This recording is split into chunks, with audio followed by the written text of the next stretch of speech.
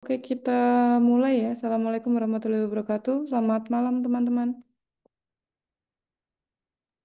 Waalaikumsalam. Selamat malam, Bu.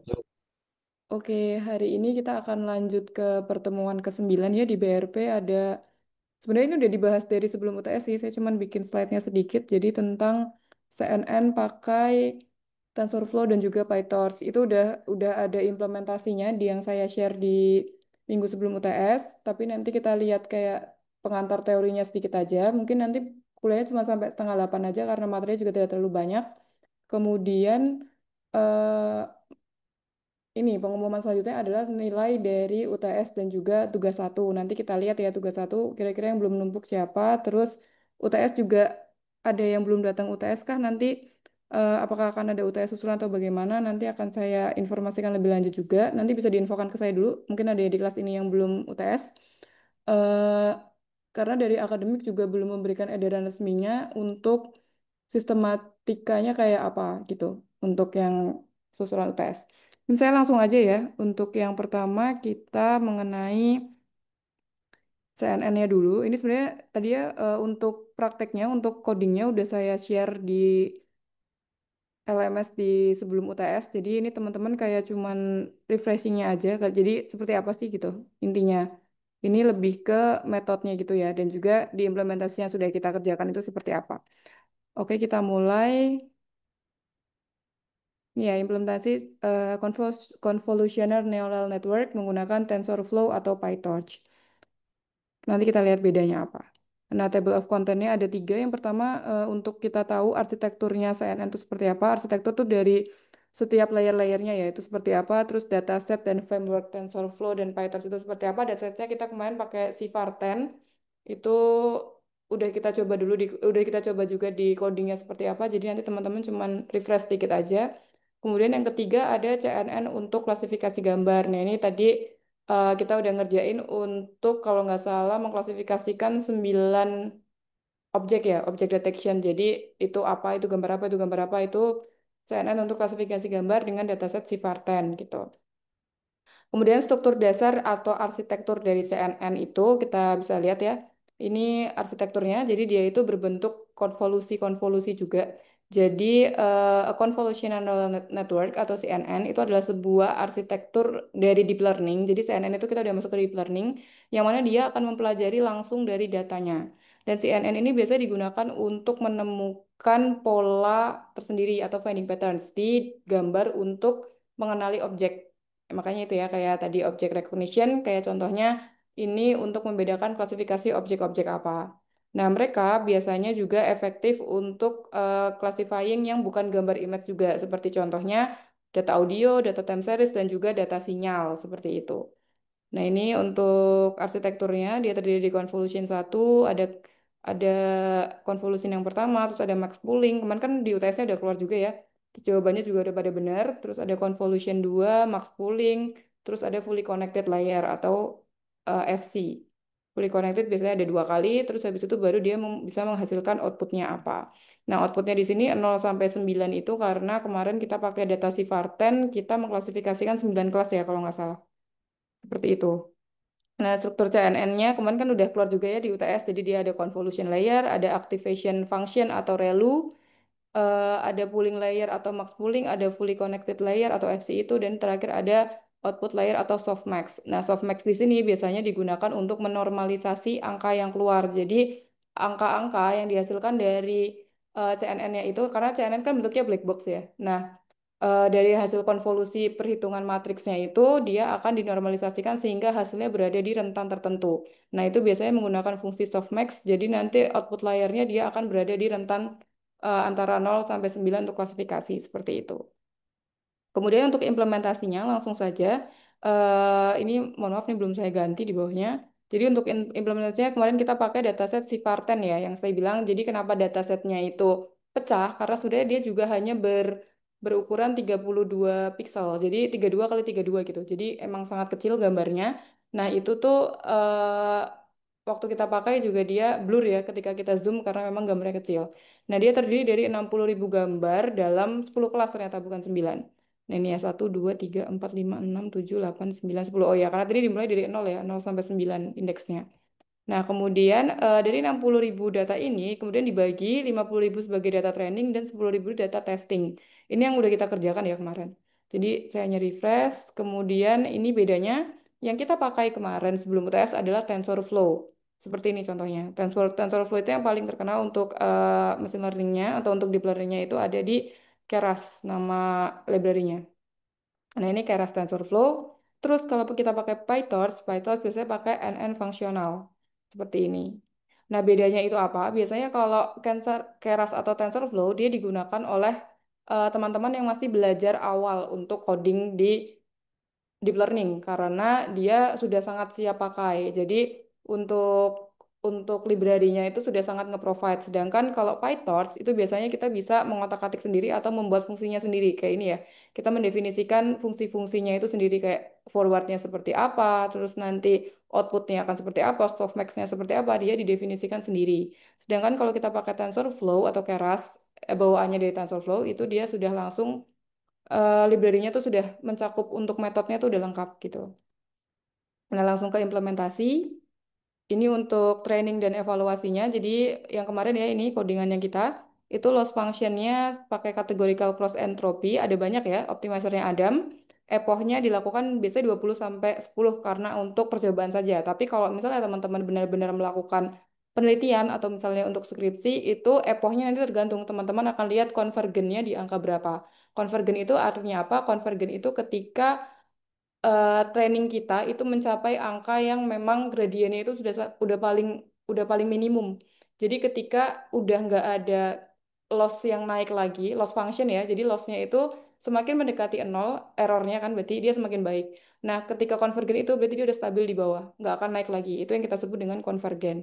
Nah, biasanya konvergen itu bisa juga terjadi di angka ratusan atau minimal biasanya kita pakai kalau di penelitian 20. Tapi kalau misalnya kita masih uji coba karena memakan waktu juga itu 10. Karena kita kembali lagi ke infrastruktur ya. Tapi biasanya kalau kayak skripsi dan penelitian itu biasanya menemukan konvergen itu puluhan sampai ratusan seperti itu. Kemudian evaluasi yang kita gunakan adalah akurasi dan confusion metric.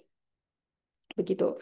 Nah, untuk hasil prediksinya seperti ini. Jadi hasil prediksinya kemarin kan kita mengeluarkan classification reportnya ya berupa akurasi, presisi, recall, dan lain. Dan juga dilihatkan dari confusion metricnya di mana kita juga kemarin udah belajar di confusion metricnya aktualnya dibagi dari predictednya ya. Jadi aktualnya berapa, predictednya berapa, ternyata aktualnya tuh segini gitu. Nah, nanti kita bisa lihat ternyata dia kebenarannya itu ada berapa persen. Seperti itu untuk hasil prediksinya. Nah, langsung aja kita ke kesimpulannya. Kesimpulannya itu teman-teman udah tahu juga ya dan udah keluar juga di soal UTS sebenarnya. Jadi CNN itu dia efektif untuk klasifikasi gambar, jadi untuk object recognition lebih tepatnya.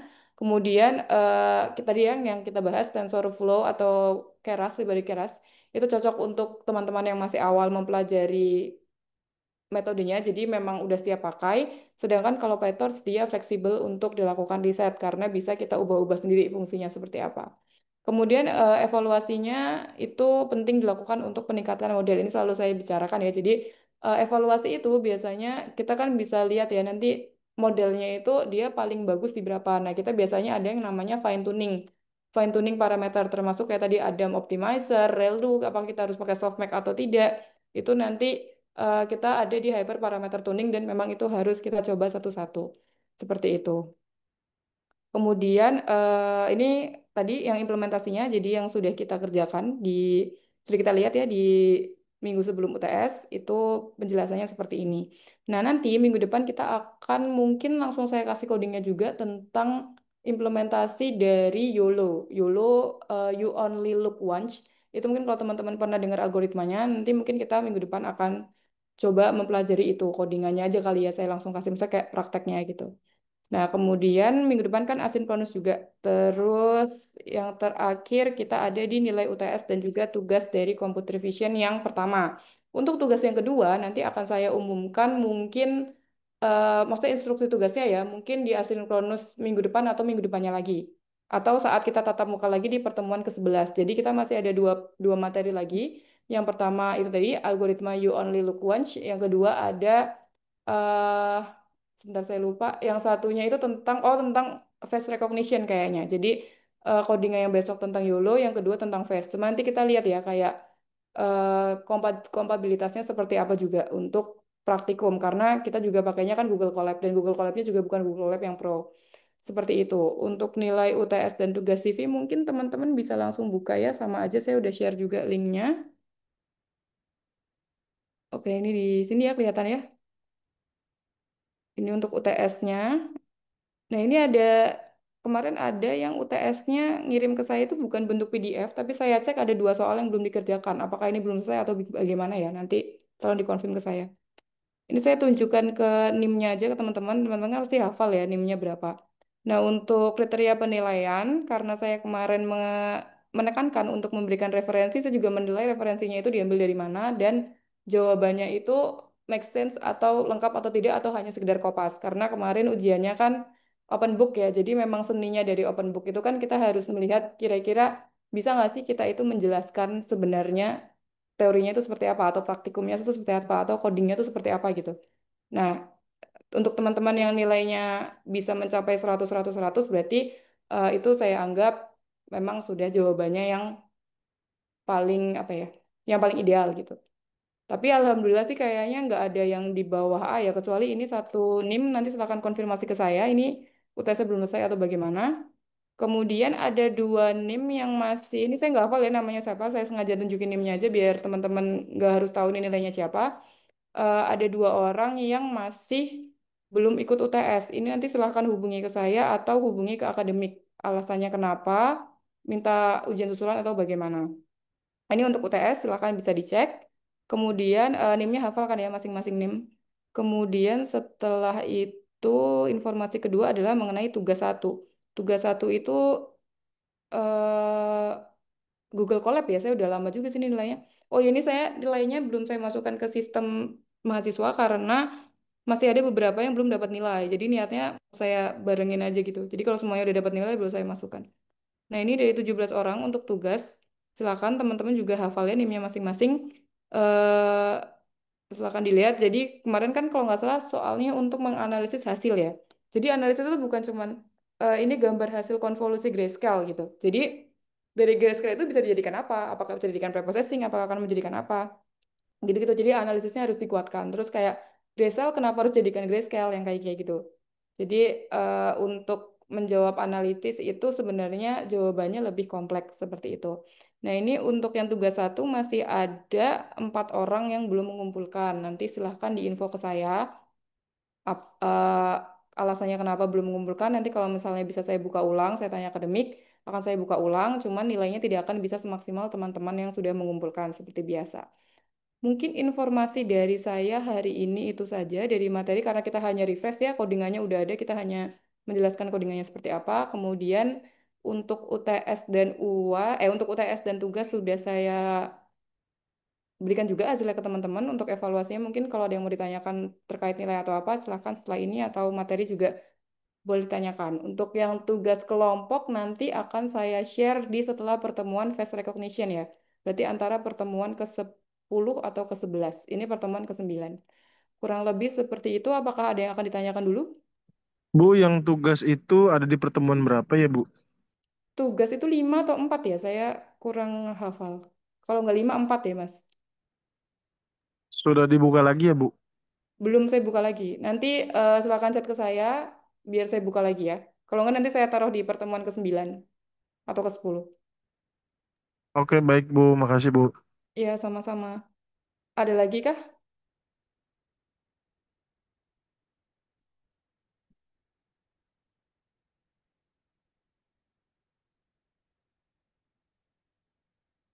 Untuk nilai teman-teman bisa lihat di ini ya, di apa?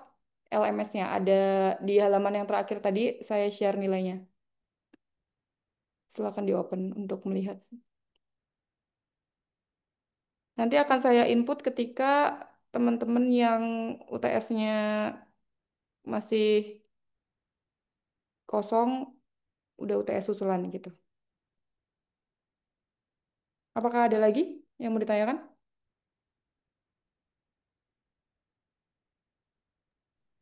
Ini sih Bu, tadi ngelihat nilainya di mana? Bu? Di LMS yang pertemuan ke-9 yang hari ini, terus di halaman terakhir.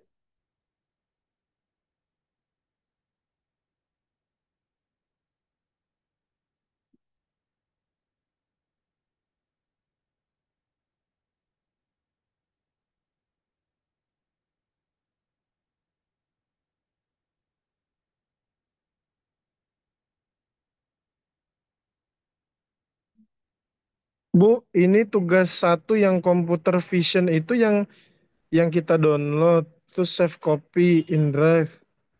Kemarin itu sudah saya kerjakan deh, Bu. Udah dikumpulin ke kantong tugasnya belum? Kantong tugasnya setahu saya kemarin sudah saya upload juga deh. Ini saya Untuk buka ya. itunya, untuk filenya sama linknya kemarin. Sebentar, pertemuan 5 ya. Iya, Bu.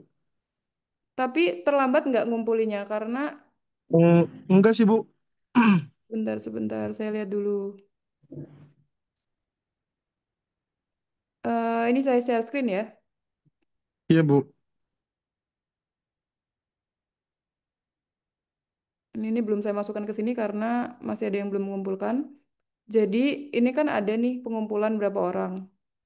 Nah, yang ngumpulin itu baru 13. Itu 13. Ada yang belum mengumpulkan tugas. Ada namanya, Mas. Iya, ada. Cuman saya udah Mungkin kerjakan sih, Bu. Coba nanti saya mungkin nggak lihat lagi deh. kekirim kali. Mungkin nggak Iya, kekirim. kayaknya. Nggak saya Mm-mm. klik itu deh kayaknya. Waktu saya habis ngupload itu, saya nggak klik yang kirim itu, Bu. Iya, Coba nanti sepertinya. saya cek lagi deh, Bu. Nanti untuk yang mau nyusul juga nanti kabarin saya aja. Nanti saya bukakan di pertemuan minggu depan aja ya kalau nggak di pertemuan ini nanti. Oke, Bu. Iya. Oke, ada lagi? Berarti dipastikan ya teman-teman kalau misalnya ngeklik tugas sampai kekirim gitu.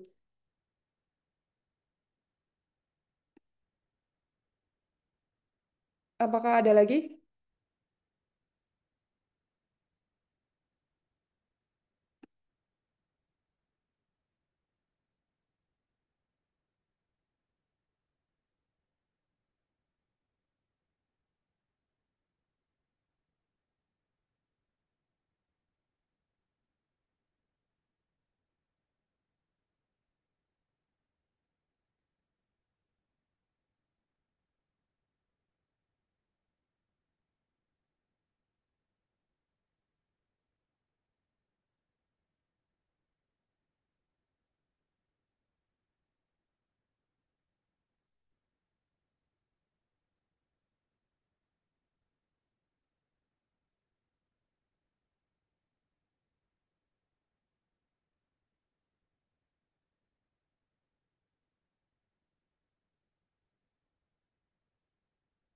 Oke, karena mungkin ada beberapa yang telah join, mungkin saya absen dulu aja ya. Yang udah hijau mungkin nggak usah saya panggil, cuman kalau yang misalnya telat-telat nanti kita cek lagi sebentar. Saya lihat dulu.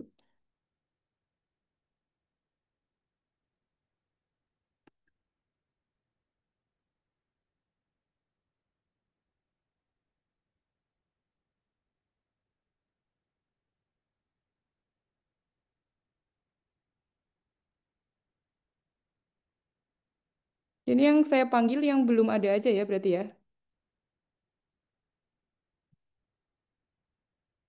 Nanti kalau misalnya ada, silakan open mic-nya ada karena saya sambil ngabsen.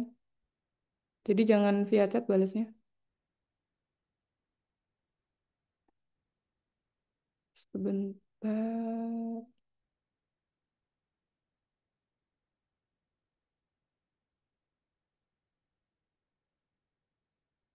Syahroni ada? Syahroni? Enggak ya. Devin Samuel? Ada Bu hadir. Oke. Usamah Putra Andita? Usamah? Enggak ya. Bagas Aditya Pratama? Bagas? Hadir, Bu. Oke. Raihan? Raihan Al-Ghifari? Raihan? Belum ada ya. Rizky Hairul Fajri ada? Rizky Hairul Fajri? Oke. Terus, sisanya udah ke absen. Berarti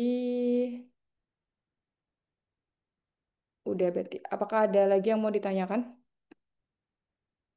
Untuk minggu depan kita asinkronus ya. Nanti itu dia mungkin saya langsung kasih codingnya aja di Google Colab buat teman-teman latihan.